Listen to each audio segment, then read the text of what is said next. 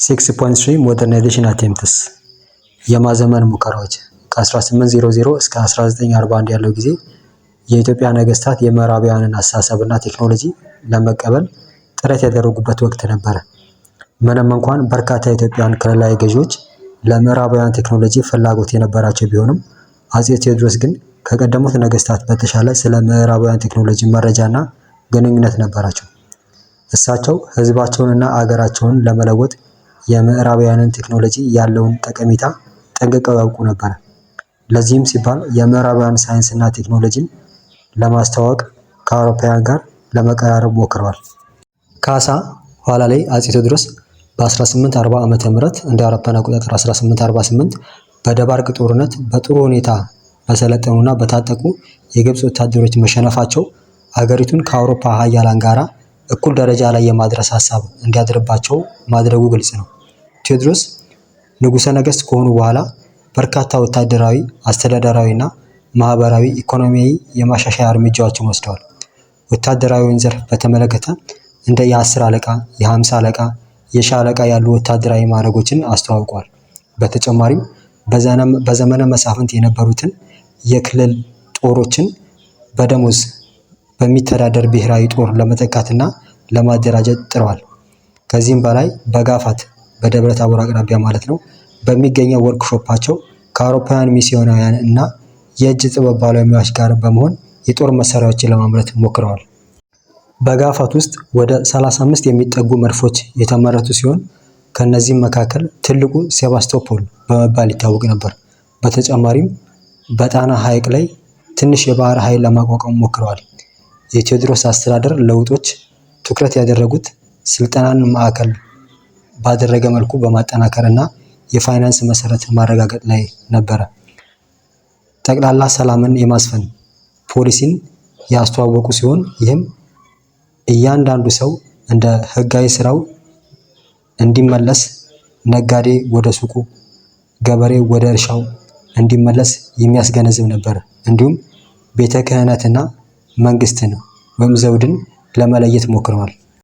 ቤተ ክህነት መሬት እንዲሁም የቄሶችንና የዲያቆናትን ቁጥር የቀነሱ ሲሆን ይህም ከኢትዮጵያ ኦርቶዶክስ ተዋሕዶ ቤተክርስቲያን ጋር ግጭት ውስጥ እንዲገቡና ለውድቀታቸውም መፋጠን ምክንያት ሆኗል።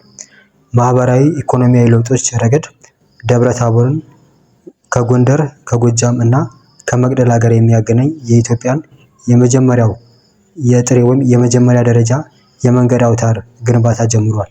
በተጨማሪም የባሪያ ንግድ ለማስቆም ጥረት አድርገዋል። ሌሎች ማሻሻያ ሙከራዎች የመሬት ይዞታ ማሻሻያ እና ከአንድ በላይ ማግባት ወይም ፖሊጋሚ ማገድን ያካትታሉ። የአማርኛ ቋንቋ አጠቃቀም ይበልጥ እንዲዳብር አድርገዋል። በመቅደላ ባህላዊ ቤተ መጻሕፍት ተቋቁመዋል። እንዲሁም ለአማርኛ ስነ ጽሑፍ እድገት አስተዋጽኦ አበርክተዋል። ንግስት ቪክቶሪያን ጨምሮ ለተለያዩ የውጭ ኃይላት ደጋግመው የሚጽፏቸው ደብዳቤዎች በአማርኛ ቋንቋ ነበር የሚጠቀሙት። ሃይማኖትን በተመለከተ በኢትዮጵያ ኦርቶዶክስ ተዋሕዶ ቤተክርስቲያን ውስጥ 17ኛ ክፍለ ዘመን ጀምሮ የነበረውን የዶክትሪን ወይም የእምነት አስተምህሮት ክርክር ለመፍታት ሞክረዋል። ሆኖም ግን በውስጣዊ ተቃውሞዎችና በውጫዊ ፈተናዎች ምክንያት ያቀዷቸው ለውጦች ሙሉ በሙሉ ዳር ሳይደርሱ ቀርተዋል። የአፄ ዮሐንስ ዘመነ መንግስት በርካታ አስፈላጊ ማሻሻያዎችንና አዳዲስ ፈጠራዎችን አስተናግዷል።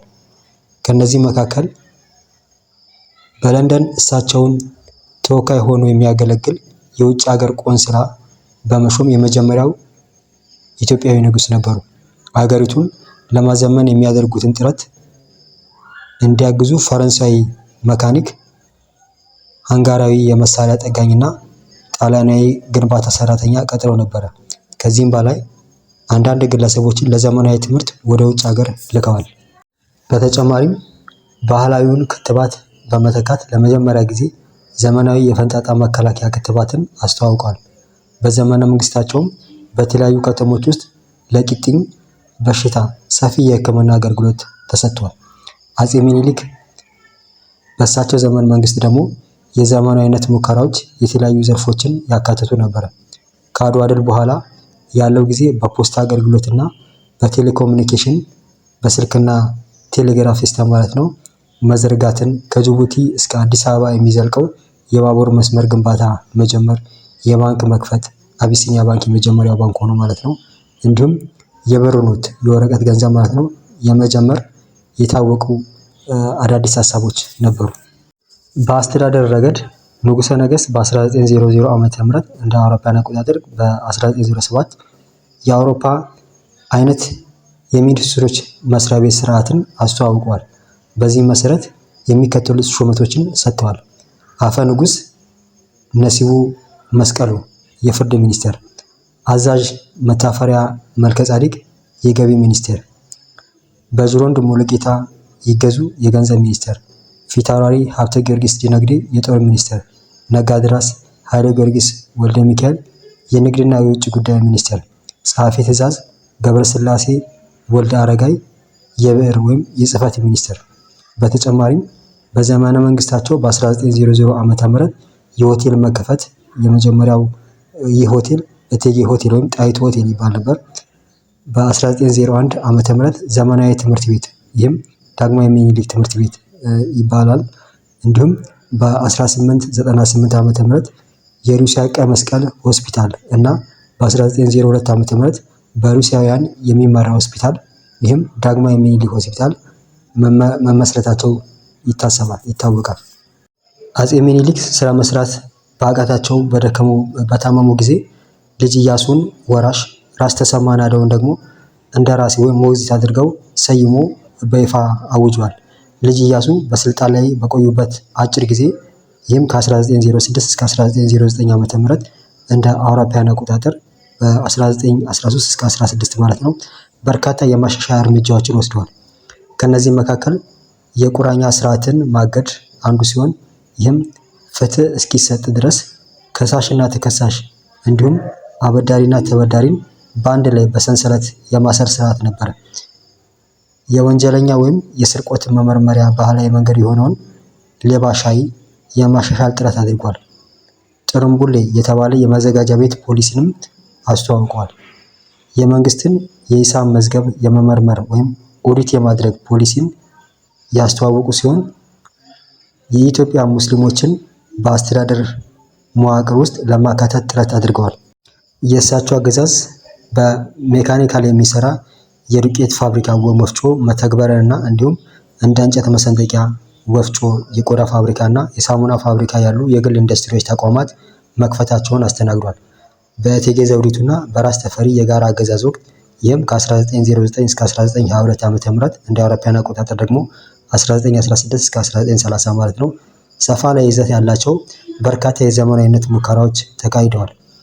ሁለቱ መሪዎች ማለትም ራስ ተፈሪ እና እቴጌ ዘውዲቱ ለምዕራባውያን ባህል ያላቸው አመለካከት የተለየ ነበር። ራስ ተፈሪ ከውጭ ሀገር ዜጎች ጋር የቅርብ ግንኙነት ስለነበራቸው የሀገሪቱን ገጽታ በዓለም አቀፍ ደረጃ ከፍ ለማድረግ በማሰባቸው ለዘመናዊነት ከፍተኛ ፍላጎት እንደነበራቸው አሳይተዋል። ይህም በ1915 ዓመተ ምህረት በ1923 እንደ አውሮፓውያን አቆጣጠር ኢትዮጵያን ለዓለም መንግስታት ማህበር ሊግ ኦፍ ኔሽን አባል መሆኗን እንዲሁም በ1916 ዓመተ ምህረት እንደ አውሮፓውያን አቆጣጠር 1924 ዓመተ ምህረት ባደረጉት ታላቅ የአውሮፓ ጉብኝት ይህ ተገልጿል። እንደ አውሮፓውያን አቆጣጠር በ1930 በእኛ 1923 ማለት ነው አጼ ኃይለሥላሴ ቀዳማዊ ተብለው ከነገሱ በኋላ በአውሮፓውያን ሞዴል ላይ የተመሰረቱ አንዳንድ አስገራሚ ለውጦች ተካሂደዋል። ከተከናወኑት ለውጦች መካከል የመንግስት ስልጣን ማዕከል ማጠናከር፣ የኢትዮጵያን የመጀመሪያውን ህገ መንግስት እንደ አውሮፓውያን አቆጣጠር 1931 በእኛ ደግሞ 1923 ዓመተ ምህረት ማወጅ ምንም እንኳን የራሱ ድክመቶች ቢኖሩትም እንዲሁም ደግሞ እንደ አውሮፓውያን አቆጣጠር 1930 በቤልጅየም ወታደራዊ ተልዕኮ እርዳታ የክብር ዘበኛ ጦርን ማቋቋምና እንደ አውሮፓውያን አቆጣጠር በ1934 በእኛ ደግሞ 1927 ዓመተ ምህረት በስዊድን ወታደራዊ ተልዕኮ እርዳታ በሆለታ የኢትዮጵያን የመጀመሪያውን ወታደራዊ አካዳሚ መክፈት ይገኙበታል።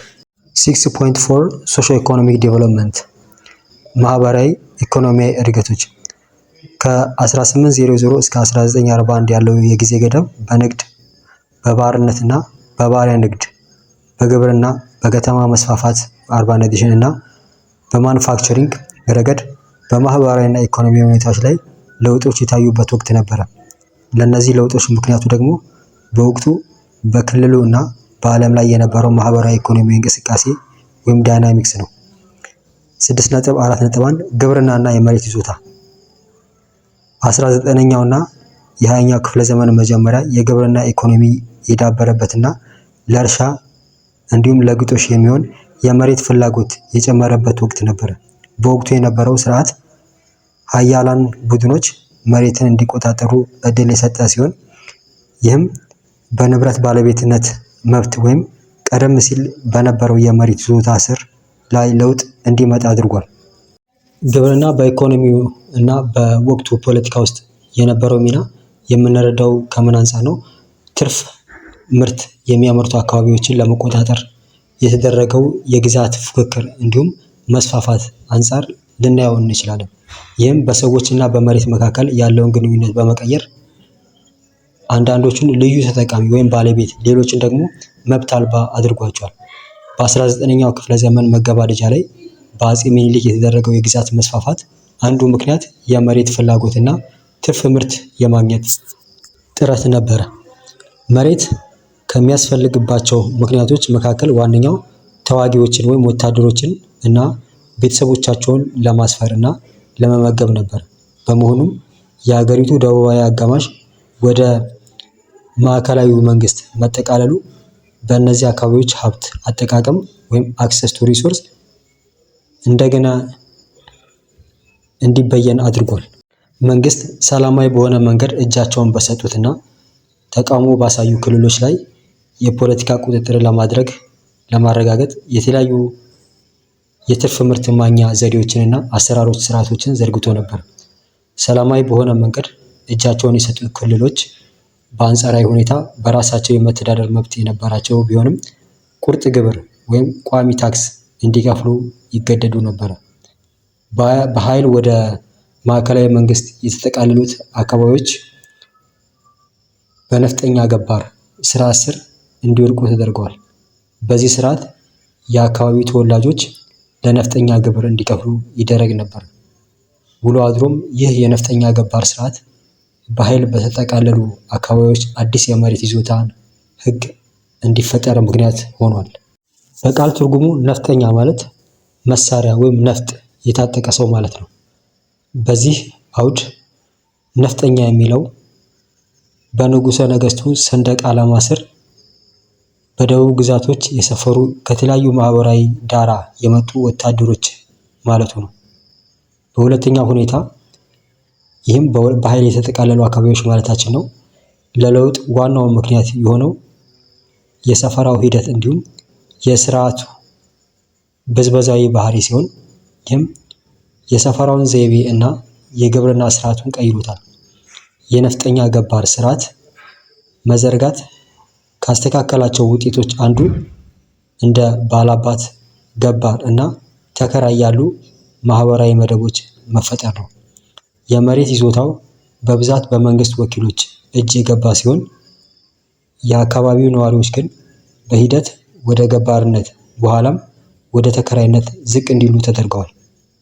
የመሬት ይዞታ ስርዓትን ጨምሮ በግብርና አሰራር ላይ ለውጥ እንዲመጣ ካደረጉ ዋና ዋና ምክንያቶች አንዱ በ1880ዎቹ እንደ አውሮፓውያን አቆጣጠር በ1890ዎቹ ማለት ነው የቃላድ ወይም የመሬት ልኬት ስርዓት መጀመር ነው። የመሬት ልኬት በግብርና ሀብቶች አጠቃቀም ላይ በተለያዩ መንገዶች ተጽዕኖ አሳድሯል።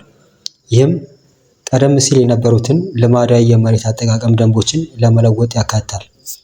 የቃላድ ስርዓት የተወሰኑ ማህበራዊ መደቦች መሬት እንዲያገኙ የሚያስችሉ አዳዲስ ደንቦችን ያስተዋወቀ ሲሆን በተመሳሳይ ጊዜ በደቡብ ክፍሎች የሚገኙ ነባር አርሶ አደሮች መሬት እንዲያጡ ምክንያት ሆኗል። በኋላ ግብርናን ለመለወጥ ሲባል መሬት በሶስት ተከፍሏል። አንደኛው ለም፣ ሁለተኛው ለም ጠፍ፣ ሶስተኛው ጠፍ። 6.4.2 ስሌቭ ኤንድ ስሌቭ ትሬድ ባርነትና የባሪያ ንግድ። በዚህ ምዕራፍ መጀመሪያ ላይ እንደተማርነው በ19ኛው ክፍለ ዘመን የሀገር ውስጥ እና የረጅም ርቀት ንግድ ተስፋፍቶ ነበር።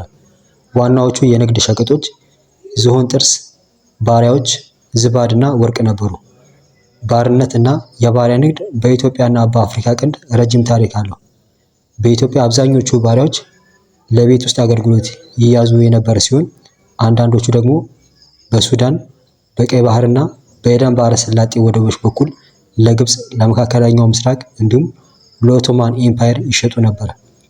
በ19ኛው ክፍለ ዘመን በአንዳንድ የኢትዮጵያ ክፍሎች ባሪያዎች ለግብርና ስራ፣ ለጦር ሰራዊትና ሰዎችን በባርነት በመሸጥ ገቢ ለማግኘት ያገለግሉ ነበር። በመሆኑም በርካታ የክልልና የአካባቢ ገዢዎች ለእነዚህ ዓላማዎች ሲሉ ሰዎችን በባርነት ይገዙ ነበር። ባሪያዎች በሀገር ውስጥና በዓለም አቀፍ ገቢዎች እንደ ሸቀጥ ይገበያዩባቸው ነበር። ለምሳሌ በ1829 ዓ.ም እንደ አውሮፓውያን አቆጣጠር ደግሞ 1837 የባሪያ አዳኞች ቢሊሌን ከጉማ ማርከው ካይሮ ውስጥ ኸርማን ፒክለር ሙስካው ለተባሉ የጀርመን ሉል ሽጧት። እሱም ስሟን ወደ መህቡባ በመቀየር ቁባቱ አድርጓታል። በተመሳሳይ ሁኔታ ሂካ በኋላ አጥኚው አውሲዮም ናሲብ ወይም ኦኖሲሞስ ነሲብ በ1861 ዓመተ ምህረት እንደ አውሮፓውያን አቆጣጠር 1869 በሁርሙ ገና የ4 ዓመት ልጅ እያለ ተጠልፎ ተወሰደ። ምጽዋ ላይ ከተሸጠ በኋላ በስዊድን ሚስዮናውያን ነፃ ወጥቶ በኤርትራ መንኩሉ ውስጥ መጽሐፍ ቅዱስ ወደ አፋን ኦሮሞ ተርጉሟል። አስቴር ጋናም በተመሳሳይ ከሊሙ ተወስዳ በባርነት ተሽጣ ነበር። ነገር ግን በ1878 ዓመተ ምህረት እንደ አውሮፓውያን አቆጣጠር 1886 ነፃ የወጣች ሲሆን ኦኖሲሞስ መጽሐፍ ቅዱስን ሲተረጉም አግዛዋለች። በኢትዮጵያ የባርነትና የባሪያ ንግድ ለማስቀረት የተደረገው ጥረት የጀመረው በአጼ ቴዎድሮስ ዘመን መንግስት ሲሆን በአጼ ዮሐንስ አራተኛ እና በአጼ ሚኒሊክ ሁለተኛ ወይ ደግሞ የአጼ ሚኒሊክ ዘመንም ቀጥሏል። ይሁን እንጂ ባርነት ለማስቀረት የሚያስችል ይፋዊ ሕግ የወጣው በራስ ተፈሪ መኮንን በኋላ አጼ ኃይለ ሥላሴ አማካኝነት በ1915 ዓመተ ምህረት እንደ አውሮፓውያን አቆጣጠር ደግሞ 1923 እንዲሁም በ1916 ዓመተ ምህረት እንደ አውሮፓውያን አቆጣጠር 1924 ነበር። በመጨረሻም ባርነት በይፋ የታገደው በጣሊያን ወረራ ወቅት በ1928 እስከ 1933 ዓመተ ምህረት እንደ አውሮፓውያን አቆጣጠር ደግሞ 1935 እስከ 41 ሲሆን ከነጻነት በኋላ 1934 ዓመተ ምህረት እንደ አውሮፓውያን አቆጣጠር 1942 በወጣው የንጉሠ ነገሥት አዋጅ ሙሉ በሙሉ እንዲቆም ተደርጓል። ዳግማዊ አጼ ቴዎድሮስ፣ አጼ ዮሐንስ አራተኛ እንዲሁም ዳግማዊ አጼ ምኒልክ ባርነትን ባይሆንም የባሪያ ንግድ ለማስቀረት ጥረት አድርገዋል። በ1915 ዓመተ ምህረት እንደ አውሮፓውያን አቆጣጠር በ1923 ራስ ተፈሪ የባሪያ ንግድን ያገዱ ሲሆን ይህም በ1916 ዓመተ ምህረት እንደ አውሮፓውያን አቆጣጠር ደግሞ 1924 ባሪያዎችን ነፃ ለማውጣት የወጣ አዋጅ እንዲከተል አድርጓል። ይህንን ተከትሎ በ1924 ዓመተ ምህረት እንደ አውሮፓውያን አቆጣጠር 1932 የባርነት ማጥፊያ ጽሕፈት ቤት ኦፊስ ፎር ዘ አቦሊሽን ኦፍ ስሌቨሪ ተቋቋሙ። ነፃ ያወጡ ባሪያዎች በሐኪም ወርቅነህ እሸቴ አጠቃላይ ቁጥጥር ስር እንዲሆኑ ተደረገ። ጣሊያኖች አገሪቱን እንደወረሩ ወዲያውኑ ባርነት መቆሙን አወጁ። አገሪቱ ከወረራ ነፃ ከወጣች በኋላ ንጉሠ ነገሥቱ 1934 ዓመተ ምህረት እንደ አውሮፓውያን አቆጣጠር 1942 ማንኛውም አይነት የባሪያ ንግድና የባርነት ስርዓት በይፋ የሚያቆም አዲስ አዋጅ አወጡ። ይሁን እንጂ ባርነት በአንዳንድ የአገሪቱ ክፍሎች እስከ 1960ዎቹ እንደ አውሮፓውያን አቆጣጠር ደግሞ 1970 ድረስ ቀጥሎ ነበር። የባርነት ተጽዕኖ በምንጩ አካባቢ ላይ ማህበራዊና ኢኮኖሚያዊ መመናመንን፣ በቤተሰቦች ላይ መበተንና በባሪያዎቹ ላይ ከፍተኛ ስቃይን አስከትሏል።